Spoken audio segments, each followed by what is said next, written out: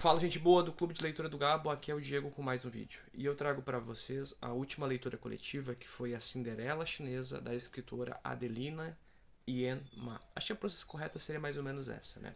Bom, essa obra é uma obra autobiográfica no qual a escritora nos traz todo o processo de rejeição que ela sofreu ao longo da sua infância. Ela foi a quinta filha do primeiro casamento de seu pai. Ao nascer, sua mãe faleceu, então ela sofreu uma espécie de rejeição por parte dos irmãos mais velhos do primeiro casamento e do pai. Logo em seguida, o pai se casa com uma outra esposa que não só rejeita os outros irmãos, mas também rejeita ela. Então aí nós temos essa relação com o conto da Cinderela, né? Ou seja, aquela menina que é rejeitada pela família, pelos irmãos, né? E pela madrasta. Mas não só isso, ela nos traz um paralelo aqui muito interessante de um conto chinês que provavelmente deu origem ao conto da Cinderela, porque ele é muito mais antigo, né, séculos mais antigos que o conto da Cinderela europeia, e ele tem a mesma estrutura narrativa básica do conto da Cinderela. E os dois acabam de alguma forma convergindo para a própria história da Adeline, né, que muito cedo perde então a mãe ao nascer, é rejeitada pelo pai, pelos irmãos e muito maltratada pela sua madrasta. Então, esse conto, além de toda essa ideia da questão da solidão, da ressignificação das pequenas alegrias da vida, né? Ou seja, ela sofre constantemente, mas é nos pequenos detalhes, na escola, nas leituras, no carinho que uma. Eu não lembro se ela era muito amiga da mãe dela, mas acho que ela era parente do pai dela e amiga da mãe, que é uma tia dela, o carinho que o avô dela traz, né? Ou seja, nesses pequenos detalhes que dão força para que ela continue. Quase como se fosse um farol demonstrando que o futuro pode ser melhor que o presente. Se a dor que hoje ela tem, né, que hoje ela recebe, não necessariamente vai ser o determinante para a construção da família dela no futuro e para a própria construção da relação, né, de uma outra forma de carinho e de organização familiar. Bom, o que mais nos encontramos nesse livro? Um livro de cento e poucas páginas, né, muito interessante, né, que traz imagens aqui, ó, ela e a família, né, o cachorro também. Nós encontramos também um contexto histórico da Segunda Guerra Mundial. Então a gente vai verificar o processo no qual, por exemplo, algumas cidades do Japão vão sendo ocupadas, né, vão ser invadidas, melhor dizendo, né, e o quanto isso dificulta a vida para a população. E isso que ela é de uma classe média alta, então ainda eles conseguem ter uma certa realidade.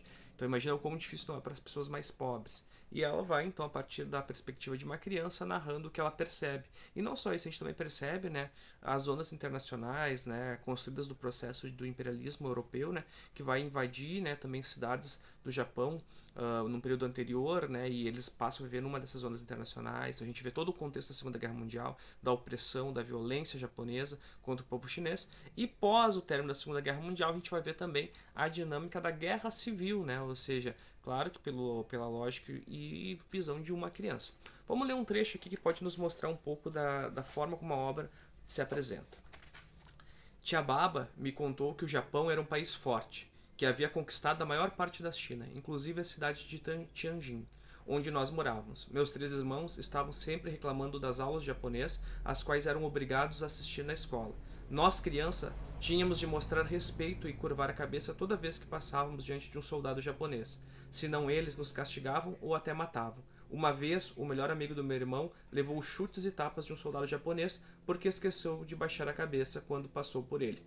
Outra ocasião, Ieye impediu que o terceiro irmão chutasse uma bola feita de jornal velho porque dava para ver uma foto do imperador japonês.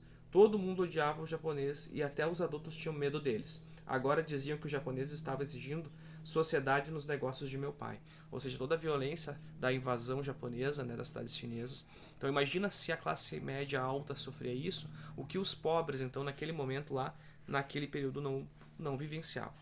Outro ponto interessante.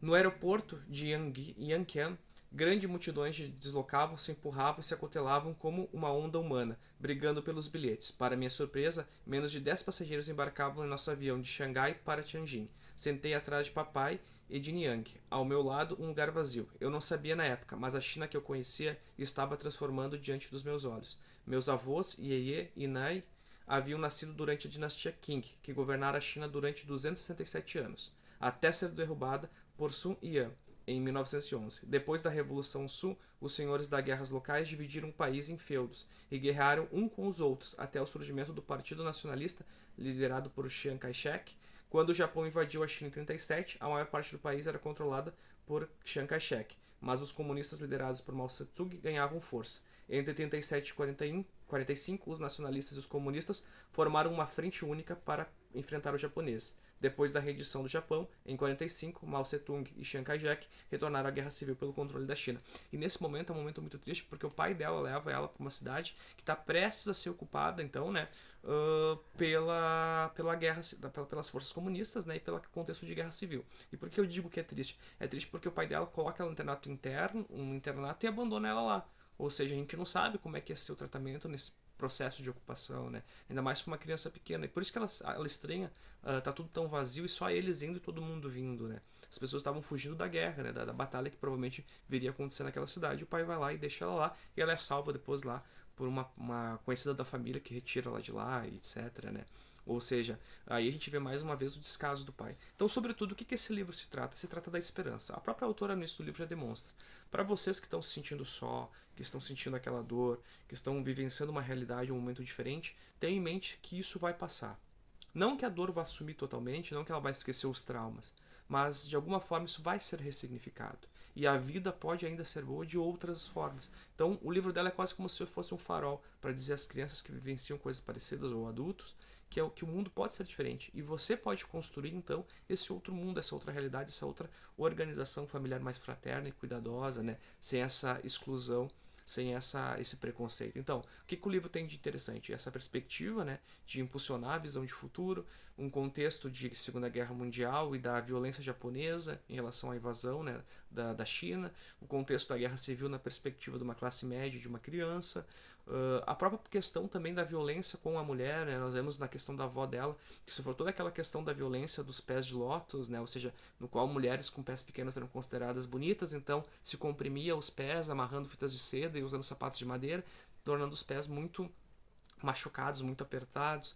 Vemos também a questão um pouco do machismo estrutural, né, do século ali final do século XIX e do século XX, né, em relação à prevalência dos homens sobre o direito de estudar, sobre o direito de continuar e decidir os rumos da família.